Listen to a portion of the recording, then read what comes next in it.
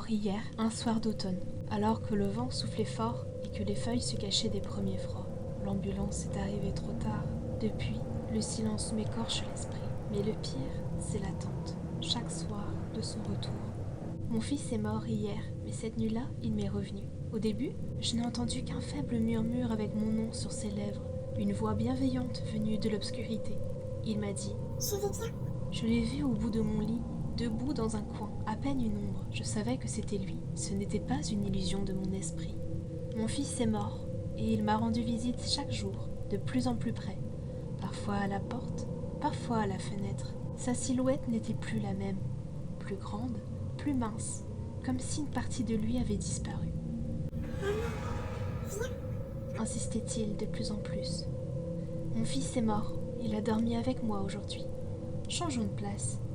Il s'est levé du lit, et moi, désespérée de le voir une dernière fois, j'ai accepté. Je l'ai suivi dans le couloir jusqu'à la porte qui restait toujours fermée. Mon fils est mort, et cette nuit-là, quand j'ai ouvert la porte, tout a changé. Il n'y avait rien de l'autre côté. La nuit est devenue froide et lourde. Mon fils n'était plus là.